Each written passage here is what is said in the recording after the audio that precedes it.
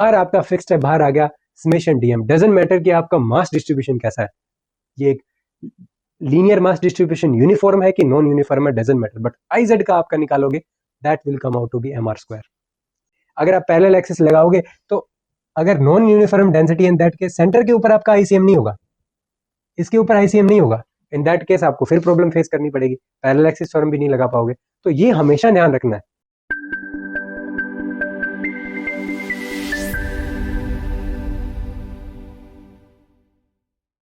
Hello everyone, welcome to the YouTube channel, this is Deepak Marwah. इस वीडियो में हम रिंग के केस के लिए आपका जो मोमेंट ऑफ इनर्शिया है उसको एस्टिमेट करेंगे अबाउट डिफरेंट एक्सिस। तो स्टार्ट करते हैं आपका मोमेंट ऑफ इनर्शिया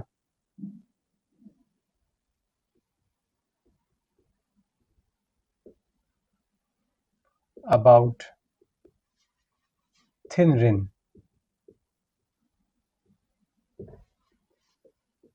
तो बेसिकली थिन रिंग का जो केस है उसके अंदर आपके पास तीन तरीके की एक्सिस हो सकती है। जैसे फॉर एग्जांपल एक एक्सिस जो है विच इज पासिंग थ्रू, तो ये एज ए स्टैंडर्ड केसेस हैं। तो ये आपकी आप कैलकुलेट कर सकते हो अबाउट जेड एक्सिस के moment of inertia. Similarly with in the plane जो है वो आपकी दो एक्सिस पॉसिबल होती हैं।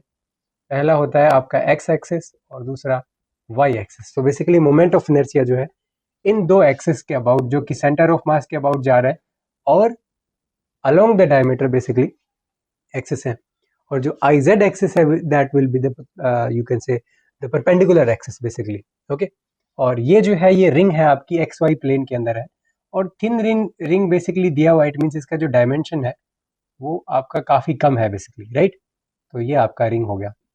तो रिंग जो है उसका कुछ ना कुछ रेडियस होगा, तो इसका रेडियस जो है वो लेट्स से कैपिटल आर है और इसका जो टोटल मास है वो लेट्स से कैपिटल एम यहाँ पे दिया हुआ, राइट। तो सबसे पहले बात करते हैं मोमेंट ऑफ इनर्शिया की। स्टैंडर्ड केसेस हैं तीन, x axis, y axis, z axis के अबाउट निकालना है। अबाउट द डायगोनल निकालिए, परपेंडिकुलर टू द रिंग निकालिए, वो दो केसेस हैं बेसिकली, राइट। तो सबसे पहले हम जो परपेंडिकुलर टू द प्लेन की बेसिकली बात करें, प्लेन ऑफ द रिंग, तो सबसे पहले उस केस को डिस्कस करते हैं जिसके अंदर हम बेसिकली आई जेड कैलकुलेट करेंगे। तो एक्सेस ऑफ रोटेशन हमारी ये हो गई है, राइट।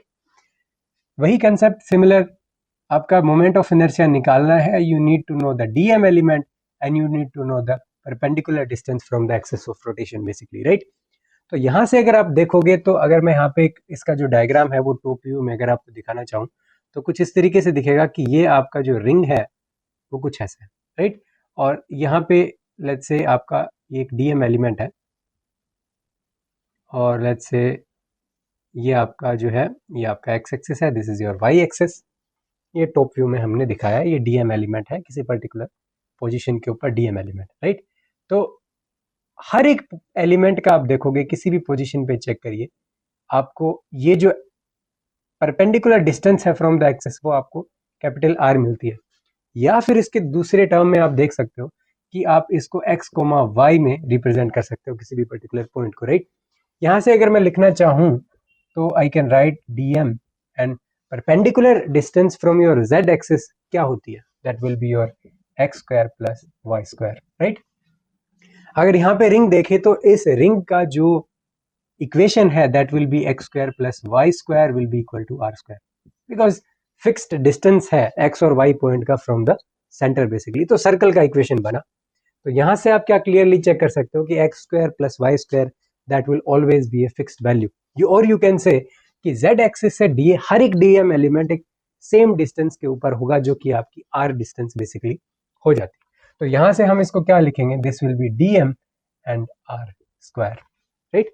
तो यहाँ से आप क्या चेक कर सकते हो कि I z will be equal to r आपका कांस्टेंट वैल्यू है and this is you can say very very simple integration dm, integral of dm means total mass of the ring, जो कि आपको कितना दिया हुआ है, कैपिटल एम यहाँ पे दिया हुआ है। तो आप देख पा रहे हो कि अगर आपको रेडियस ऑफ गायरेशन की टर्म्स में चेक करोगे this will be something like this, के की वैल्यू आर के इक्वल आ जाती है बेसिकली। इट मींस रिंग का जो केस है वो कुछ ऐसा होता है कि आप ये जो रिंग है आपकी और इस एक्सिस के अबाउट निकाल रहे हो that will be equivalent to the problem जहाँ पे आपका जो टोटल मास है वो ऐसे हो, इसका भी मास m है, लेकिन आप इसको रोटेट किस में करवा रहे हो, तो दोनों इक्विवेलेंट प्रॉब्लम होती है, यहाँ से क्लियरली देखने को मिल रहा है, because k is equal to r basically. Okay, तो ये तो बात आ गई कि आप आई जेड कैसे कैलकुलेट करोगे, काफी सिंपल है कैलकुलेट करना, right, about the perpendicular axis basically to the plane of the ring basically, right. Okay, तो अब हमने यहाँ पे किसी भी तरीके की कॉम्प्लिकेशन नहीं देखी डीएम के अंदर, राइट। सिमिलरली अगर आपको कैलकुलेट करना हो, देखिए हमने जेड एक्सिस के अबाउट कर लिया, अगर आप थ्रो द डायमीटर अगर आप कैलकुलेट करना चाहते हो तो थोड़ी सी कॉम्प्लिकेशंस उसके अंदर आ जाती हैं, तो उन कॉम्प्लिकेशंस को भी डिस्कस करेंगे कि किस तरीके से आप उस सिचुएशन के सोल्व करोगे। लेकिन उससे पहले हमने एक चीज और भी डिस्कस करी थी कि यहाँ पे ये जो डिस्क है बेसिकली, ये आपकी सॉरी रिंग जो है that is a planar object, basically plane surface है। तो इस केस में होगा क्या, इस केस में आप बोलोगे कि परपेंडिकुलर एक्सिस थ्योरम जो है that will be valid. Okay, so perpendicular axis theorem, so according to that आप लिख सकते हो कि I x plus I y is equal to I z. तो बेसिकली आप चेक कर पा रहे हो कि रिंग को आप क्या कर रहे हो, जेड एक्सिस के अबाउट रोटेट कर रहे हो, और बाकी के केसेस में एक्स और वाई के अलोंग कर रहे हो। तो आप देखोगे कि अलोंग द डायमीटर अगर आप एक्स के अलोंग करिए या वाई के अलोंग करिए, दोनों की वैल्यू इक्वल आएगी, बिकॉज आइडेंटिकल प्रॉब्लम्स है। तो यहाँ से आपका निकल के आया कितना, 2ix, और यहाँ से आप देखोगे कि I x will be equal to I y is equal to m are square divided by 2। तो ये तो बेसिकली आ जाता है किसके केस में, आप परपेंडिकुलर एक्सिस थ्योरम लगाइए, आंसर निकालिए डायरेक्ट। लेकिन हमने बोला कि ऐसा भी एक होना चाहिए कि आप एलिमेंटल मेथड लगाओ वहां पे, और आप अबाउट द डायमीटर आप कैलकुलेट करो इन केस ऑफ रिंग। वो केस थोड़ा सा इंटरेस्टिंग है। तो यू कैन से आई एक्स और I y with the elemental you can say method. तो इसको थोड़ा सा देखते हैं, थोड़ा सा अलग होने वाली है चीजें। तो इसको सबसे पहले ड्रॉ करते हैं। तो ड्रॉ करेंगे तो इसको एक्स वाई एक्सेस में ही ड्रॉ कर लेते हैं। तो ये मेरा हो गया एक्स एक्सेस लेट से, और ये मेरा वाई एक्सेस हो गया, और यहाँ पे कुछ इस तरीके से ये रिंग हो जाता है आपका। सारी चीजें आइडेंटिकल हैं, कोई प्रॉब्लम नहीं है, मास m है, r इसका रेडियस है। लेकिन एक आप इंटरेस्टिंग चीज यहाँ से क्या देखोगे कि अगर आप इस एलिमेंट को देखो, जो डीएम एलिमेंट आपने लिया, तो ऑब्वियसली उसका कुछ ना कुछ आप देखोगे कि कुछ ना कुछ उसका जो डिस्टेंस है ऑब्वियसली एक कर्व के अंदर होगा। तो कर्व के अंदर डिस्टेंस होगा वहां पे। तो देखिए इन केस ऑफ रोड हमने क्या बोला, एक dx एलिमेंट एक बिल्कुल लाइन में था, राइट, स्ट्रेट लाइन में था। यहाँ पे कर्व में है तो थोड़ी चीजें डिफरेंट होंगी। तो ये जो है काफी इंपॉर्टेंट है, हाई स्कूल में बेसिकली आप करते हो इसको। लेकिन वी विल डिस्कस कि आपका थोड़ा यू कैन से प्रैक्टिस हो जाए आपकी, हो सकता है कोई कॉम्प्लिकेटेड प्रॉब्लम भी आपके सामने आए तो आप काफी इजीली से उसको कर पाओ। जैसे कि जो मेनली इसमें डीएम एलिमेंट है उसके साथ डील करना आ गया, you can solve any problem related to you can say moment of inertia, right. तो ये जो है ये आपका क्या आ गया, ये आपका डीएस आ गया, राइट। अब डीएस आ गया, कर्व्ड में है, तो जब भी कर्व्ड में चीजें आती हैं आप एक कोऑर्डिनेट सिस्टम यूज करते हो, वो होता है आपका पोलर कोऑर्डिनेट सिस्टम,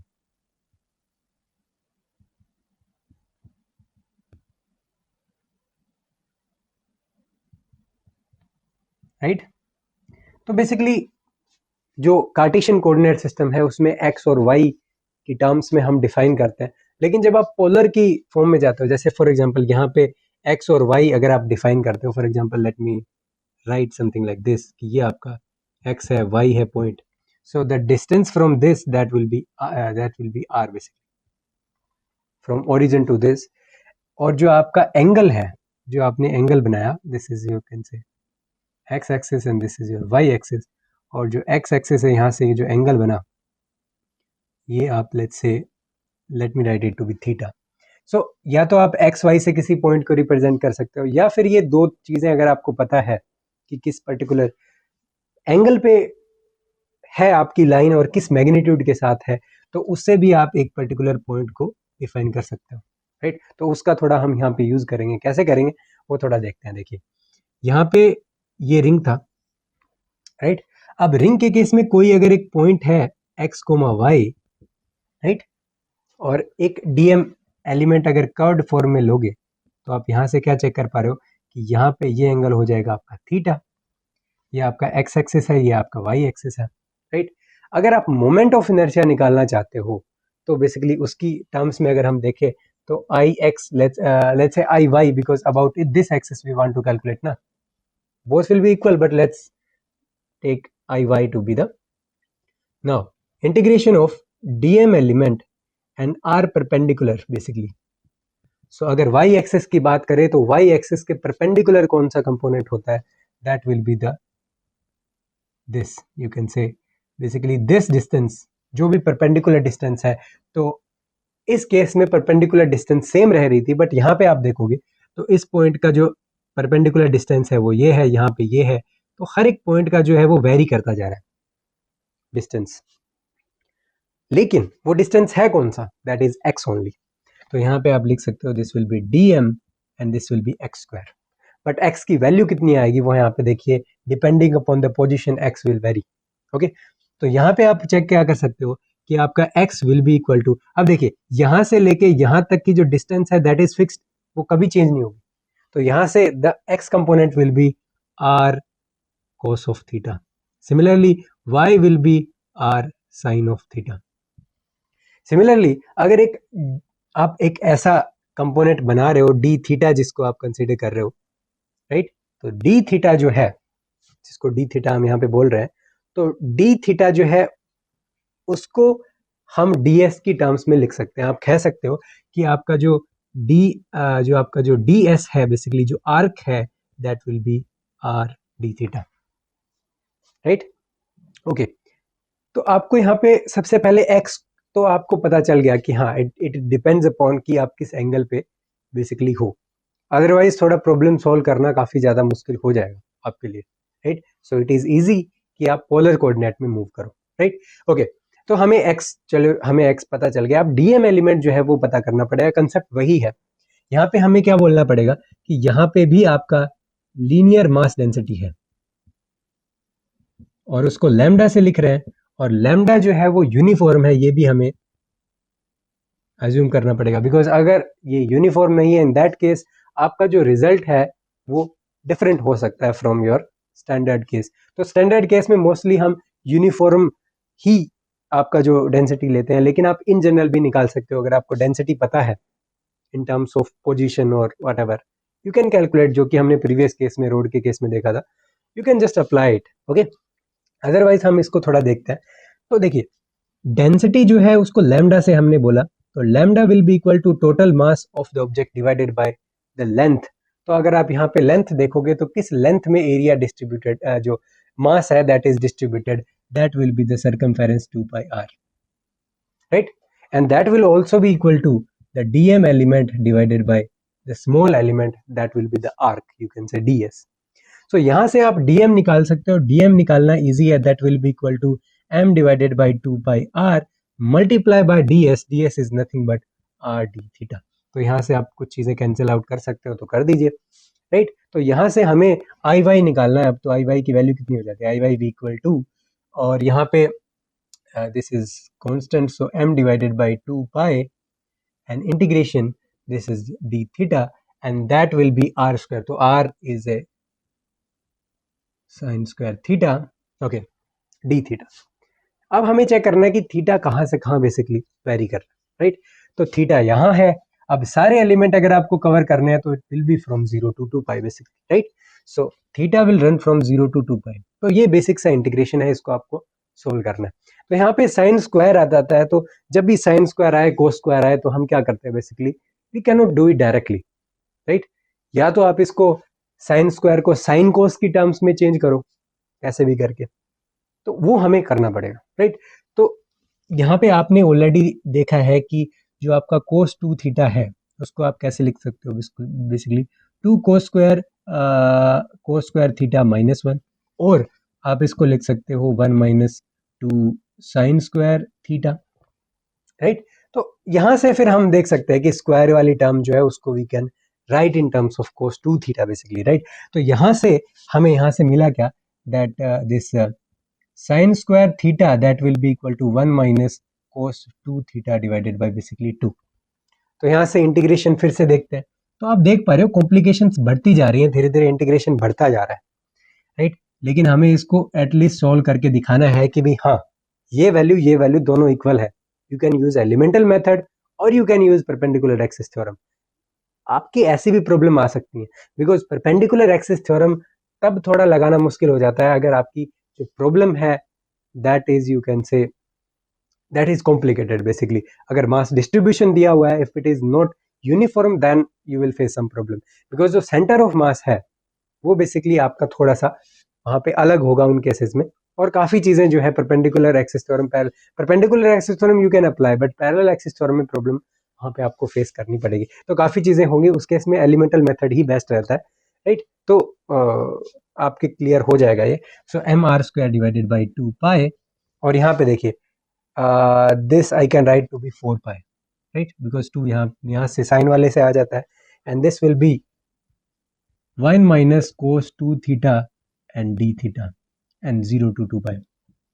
अब आपको इंटीग्रेशन करना है। देखिए cos 2 theta का जो इंटीग्रेशन है वो क्या होता है, so I can write it somewhere here, this your I y, this will be equal to m are square divided by 4 pi, and this will be theta minus, और cos का जो इंटीग्रेशन हो that will B sign, और 2 theta का derivative will be 2, right, and this will B from 0 to 2 pi. तो आप देखोगे कि साइन 4 पाई की वैल्यू भी 0 होती है, साइन 0 की भी वैल्यू 0 होती है, तो ये टर्म तो वैनिश हो जाएगी, लेकिन थीटा की वैल्यू 2 पाई के लिमिट में आ जाएगी। तो this will be you can say m are square divided by 4 pi multiply by 2 pi. तो यहाँ से आपकी वैल्यू निकल के आती है m are square divided by 2, और यही वैल्यू हमें यहाँ से मिली थी। तो आप क्लियरली चेक कर सकते हो कि दोनों जो केसेस हैं they are giving the same result. तो एलिमेंटल मेथड थोड़ा कॉम्प्लिकेटेड है, पोलर कोऑर्डिनेट्स की टर्म्स में आपको मूव करना पड़ता है, राइट। अदरवाइज आपको आना चाहिए कि ऐसे कैसे करना है, अगर आपको अलोंग द डायमीटर अगर आपको निकालने के लिए बोला जाए। सिमिलर सिचुएशंस आपको फेस करनी पड़ती है अगर आपको बोला जाए रिंग का आपको सेंटर ऑफ मास बेसिकली निकालना है, राइट। देखिए सेंटर ऑफ मास जब भी बात करोगे तो आपका सेम फॉर्मूला है 1 डिवाइडेड बाय m, और आपको बेसिकली dm एलिमेंट पता हो और r पोजीशन वेक्टर बेसिकली पता हो, तो पोजीशन वेक्टर है, वेक्टर फॉर्म में है। तो उस केस में आपको देखिए ऐसे तो आपको पता है कि this is a symmetrical object, और उसके केस में geometrical centre will be the you can say it has a finite dimension, no extended object। उस केस में आपका जो है geometrical center that will be the center of mass basically, right. तो यहाँ पे RCM is equal to something like this, center पे होना चाहिए, लेकिन प्रूव कैसे करोगे? तो सेम ऐसे तरीके से ओरिजिन इसको मान लीजिए सेंटर को, तो यहाँ से आपको क्या बोलेगी 1 बाई डिवाइड बाई m, और dm की देखिए हमने यहाँ पे ऑलरेडी dm को लिखा हुआ है, that will be this will be m divided by 2 pi, and this will be d theta. और यहाँ पे देखिए इसको कैसे लिखोगे, दिस विल बी और cos, you can say cos theta i cap plus sin theta j cap, right. तो and also you need to write r, so r I will write somewhere here, okay. तो basically ये कुछ ऐसा है कि आपको क्या है, x यहाँ से पता है, y यहाँ से पता है, तो आपको एक्स आई कैप प्लस वाई जे कैप वहाँ पे लिखना है, that will be your position vector basically. तो वही पोजीशन वेक्टर हम लिखना चाह रहे हैं, और m divided by 2 pi d theta, simple सी बात है। यहाँ पे 0 to 2 पाई अगर आप करते हो तो कोस थीटा और साइन थीटा का जो इंटीग्रेशन है, इसका आपका साइन थीटा आ जाता है, उसका माइनस कोस थीटा आ जाएगा, लेकिन 0 to 2 पाई अगर आप करोगे तो वैल्यू 0 ही निकल के आएगी। तो आप ऐसे बेसिकली रियल में प्रूफ तो ऐसा ही होता है, लेकिन हम कह देते हैं कि जियोमेट्रिकल सेंटर पे है, दैट्स व्हाई। तो आप समझ गए होंगे कि व्हाट आई वांट टू से, कि अगर आप पोलर कोऑर्डिनेट सिस्टम का हेल्प लेते हो, इन दैट केस आपकी सिचुएशन काफी सिंपल हो जाती है। तो इसके केस में आप जो आपका यू कैन से आप सेंटर ऑफ मास भी अगर निकालना चाहते हो तो it is not easy without the polar coordinate system obviously. आप इसको थोड़ा ऐसे भी समझ सकते हो कि लेट्स से ओके आपका रिंग है, लेट्स से ये रिंग था और ये आपका z एक्सिस है, और हर एक एलिमेंट जो है दैट इज यू कैन से डीएम एलिमेंट और सेम पोजीशन पे है बेसिकली। और हर एक जो है वो रेडियली आउटवर्ड है, तो I will say that r cap is the direction of any dm element basically, right. तो वहां पे आप ऐसे भी देख सकते हो कि आरसीएम वेक्टर है, so you just need to do or you can say if I check for summation, you can say mi ri, right? In that case आपका जो है ri vector will be, you can say this will be mi जो है let's say uniform, so mi for each I element will be equal, so you can write it mi and summation of ri vector basically। तो अगर आप देखोगे तो vectors जो form होंगे एक सर्कल में, एक वेक्टर यहाँ है, एक यहाँ है, एक यहाँ है, तो हर एक वेक्टर के अपोजिट भी एक वेक्टर आपको देखने को मिलेगा। तो जब ऐसी सिचुएशन होती है तो उसमें समेशन आर वेक्टर जो होता है that will be equal to 0। तो ये बेसिकली ये करेक्ट मेथड तो नहीं कह सकता मैं, but it's a kind of you can say shortcut, you can say directly आप चेक कर सकते हो कि हाँ हर एक एलिमेंट है यूनिफॉर्म एलिमेंट है, इक्विवेलेंट एलिमेंट है, डीएम सारे इक्विवेलेंट है एक दूसरे के, और equal you can say magnitude है पोजीशन वेक्टर का, but they are in the circular you can say form and summation r i will be equal to 0। तो that can also be A case. Okay, तो ये तो बात आ गई कि आप आरसीएम भी निकालो तो भी पोलर कोऑर्डिनेट का इंपॉर्टेंस है यहाँ पे, और अगर आप अलोंग द डायमीटर अगर आप निकालते हो moment of inertia of a ring, in that case also you need to know the polar coordinate system. तो ज़्यादा डिटेल में तो हमने नहीं डिस्कस किया polar coordinate, but it is important. Okay, तो हमने देखिए यहाँ पे देखा कि परपेंडिकुलर पैरेलल एक्सिस थ्योरम दोनों लगती हैं, तो हमने I x I y I z तीनों निकाल लिया। अब और भी पॉसिबिलिटीज बन सकती हैं, जैसे कि फॉर एग्जांपल मान लीजिए ये आपका रिंग था, आपने इस एक्सिस के अबाउट जो कि क्या था एम आर स्क्वायर निकाला, बोल दिया जाए कि आप इस एक्सिस के अबाउट निकालिए, तो आप कैसे निकालोगे पैरेलल एक्सिस थ्योरम। लेकिन एक चीज ध्यान देना है, आप मोमेंट ऑफ इनर्शिया अबाउट को किसी भी एक्सिस के आप निकाल सकते हो यूजिंग एलिमेंटल मेथड, राइट। अगर आपका जो डेंसिटी है if that is not uniform, you need to apply the elemental method basically. But parallel axis theorem will only be valid जब आपका जो आपने निकाला है moment of inertia that is passing through the center of mass basically.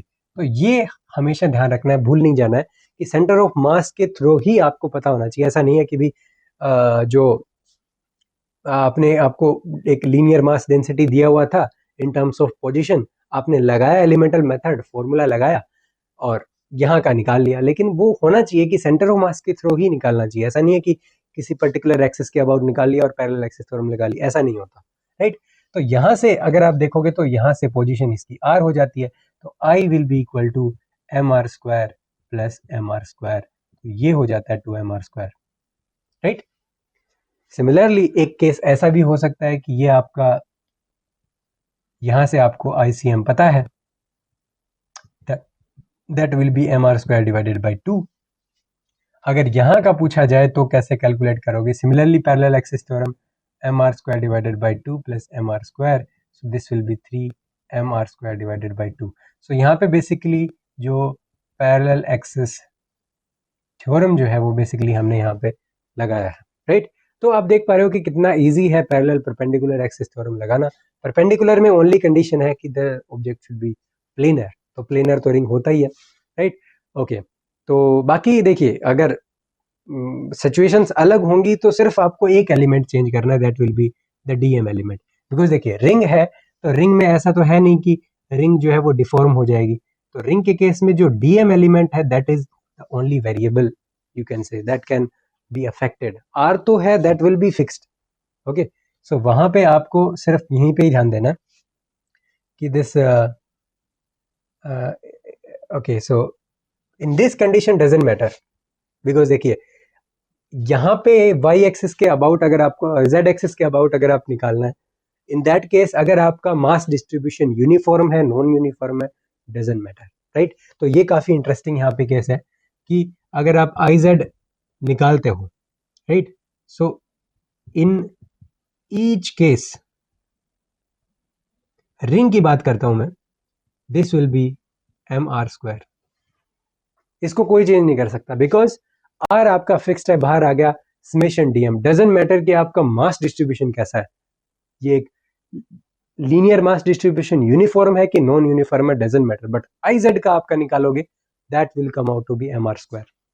लेकिन ये depend करता है इस केस में, जब आप about the you can say about the this diameter अगर आप निकालते हो, उस केस में चीजें डिफर करेंगी, और इस केस में परपेंडिकुलर एक्सिस थ्योरम भी लगाना पॉसिबल नहीं होगा, बिकॉज ऑब्जेक्ट प्लेनर तो है, लेकिन आई एक्स और आई वाई अगर आप दो परपेंडिकुलर एक्सिस लोगे, it's not necessary that they will be equal, because perpendicular axis theorem तभी लगाते हैं, लेकिन वैलिड होगा, इट डजंट मीन कि वैलिड नहीं होगा, बिकॉज हम क्या बोलते हैं that I z will be equal to I x plus I y, right. Valid तो होगा बिकॉज प्लेनर ऑब्जेक्ट है, किसी भी पॉइंट के थ्रू आप जाओगे, दो परपेंडिकुलर एक्सिस आपको पता है, then you can apply this. But problem क्या होगी, हम मोस्टली क्या लिख देते हैं, ये चीज लिख देते हैं कि आई एक्स और आई वाई सेम होंगी। अब मान लीजिए आपका जो रिंग है वो एक साइड से पतला है, एक साइड से मोटा है, राइट। अब आप कैसे कह सकते हो कि यहाँ पे आई एक्स और आई वाई इक्वल हो जाएंगे, ऑब्वियसली नहीं होगी। तो मेरे कहने का मतलब ये है कि इस केस में कोई भी मोमेंट ऑफ इनर्शिया चेंज नहीं कर सकता, डेंसिटी अगर डिफर करती है, लेकिन डायमीटर के अबाउट कर सकता है। और इसके ऊपर भी क्वेश्चन उठ जाता है कि भाई परपेंडिकुलर एक्सिस थ्योरम लगा सकते हो या नहीं लगा सकते। पैरेलल एक्सिस के ऊपर नहीं पड़ेगा, बिकॉज अगर आपको सेंटर ऑफ मास के अबाउट पता है, इन दैट केस ओनली पैरेलल लगाओगे। लेकिन देखिए, अगर आप पैरेलल एक्सिस लगाओगे तो अगर non uniform density in that case, centre के ऊपर आपका आईसीएम नहीं होगा, इसके ऊपर आईसीएम नहीं होगा, इन दैट केस आपको फिर प्रॉब्लम फेस करनी पड़ेगी, पैरेलल एक्सिस थ्योरम भी नहीं लगा पाओगे। तो ये हमेशा ध्यान रखना है कि अगर आपका यूनिफॉर्म केस है, आप दोनों थ्योरम इजीली लगा सकते हो। अगर ऑब्जेक्ट प्लेनर है तो परपेंडिकुलर तो आसानी से लग जाएगा, पैरेलल भी लग जाएगा। लेकिन डेंसिटी अगर दिया हुआ है नॉन यूनिफॉर्म, तो आपको थोड़ा ध्यान रखने की चीज है। कुछ केसेस में होगा ये अप्लीकेबल होगी, कुछ में अप्लीकेबल नहीं होगी। तो वो जो है ज़्यादा एडवांस लेवल पे हम कुछ क्वेश्चंस जब करेंगे तो थोड़ा हमारे ज़्यादा अच्छे से समझ में आ जाएगा कि कब ये अप्लाई होगी, कभी अप्लाई नहीं होगी बेसिकली। लेकिन उस केसेस में आई जेड तो चेंज नहीं होगा, लेकिन आई एक्स आई वाई जो है दे विल चेंज, और एलिमेंटल मेथड से ही आपको करना पड़ेगा। सिर्फ फर्क क्या आएगा उसमें, सिर्फ फर्क ये आएगा कि आपका देखिए, यहाँ पे हमने डिस्कस किया आई I let's say I y discuss किया, this will be d m x square basically, right. तो एक्स का वैल्यू तो यही रहेगा, डजंट मीन कि ये चेंज हो जाएगा, लेकिन डीएम आपका चेंज हो जाएगा। तो डीएम बेसिकली आपका क्या हो जाएगा, लैम्डा आपका दिया हुआ है, कुछ फंक्शन दिया हुआ है, let's say I will write lambda, let's say it is a function of x basically, और r theta what, r theta का भी हो सकता है, एक्स वाई का भी फंक्शन हो सकता है। तो बेसिकली कुछ भी हो सकता है, ये मैं एज ए इसको लैम्डा ही लिख देता हूँ, इट इज ए वेरिएबल, और you can say write r theta, r और थीटा के ऊपर डिपेंड कर रहा है। तो multiply divided by this is d s, right. और डी एस की वैल्यू भी चेंज नहीं हो रही है, d s is r d theta, x की वैल्यू आपको पता है। तो बस सब्सटीट्यूट करना है, इंटीग्रेशन सोल्व आपको करना आना चाहिए, वो सिर्फ एक मैथमेटिक्स है। मैथमेटिक्स में तो आपका स्ट्रॉन्ग होना चाहिए पॉइंट, अदरवाइज तो फिर इंटीग्रेशन में फंस जाएंगे तो फिर गड़बड़ हो जाएगी, राइट। तो मतलब इसके अंदर आप कोई चिंता करने की जरूरत नहीं है। अगर नॉन यूनिफॉर्म डिस्ट्रीब्यूशन भी है तो भी आप एलिमेंटल मेथड लगाओ, सिर्फ एक डीएम एलिमेंट की वैल्यू ही सब्सटीट्यूट करनी है, बाकी सब चीजें आपकी क्या रहेंगी, सेम रहेंगी, राइट। तो यहाँ पे हमने ये अलग पॉसिबिलिटीज भी देख ली। कुछ एडवांस लेवल पे जाओगे, जैसा हमने in case of thin road देखा था, किसी पर्टिकुलर एंगल के ऊपर आप उसको मोमेंट ऑफ इनर्शिया निकालते हो, तो इस केस में भी कुछ सिचुएशंस आएंगी, जैसे रिंग है, रिंग परपेंडिकुलर एक्सिस से कोई एंगल बनाते हुए, थीटा बनाते हुए अगर आपको मोमेंट ऑफ इनर्शिया निकालना है, इन दैट केस एक टेंसर मोमेंट ऑफ इनर्शिया निकल के आएगा, तो वो थोड़ा सा ज़्यादा कॉम्प्लिकेटेड बेसिकली हो जाता है। और एडवांस लेवल के लिए तो ठीक है, लेकिन बेसिक लेवल के लिए थोड़ा सा समझने में थोड़ी प्रॉब्लम होगी, but will try to discuss that also in you can say in later classes. Okay, so I hope कि आपको काफ़ी अच्छे से जो कंसेप्ट है मोमेंट ऑफ इनर्शिया का in case of ring, thin ring basically, वो आपको समझ में आ गया होगा कि जेड एक्सिस के अबाउट तो काफ़ी ईजी है, लेकिन एक्स वाई एक्सिस के अलोंग भी आप निकाल सकते हो यूजिंग एलिमेंटल मेथड। हमेशा जरूरी नहीं है कि आप परपेंडिकुलर एक्सिस थ्योरम लगाओ, पैरेलल एक्सिस थ्योरम लगाओ, बिकॉज कुछ केसेस में आएंगे जब नॉन यूनिफॉर्म डिस्ट्रीब्यूशन होगा, वहां पे हो सकता है कि ये चीजें वैलिड ना हो, उस केस में सिर्फ आपको ये मेथड ही काम में आएगा। So thank you all for watching and we will meet in the next video, जहाँ पे हम जो डिस्क का केस है उसको भी हम क्या करेंगे, डिस्कस करेंगे, राइट? So thank you.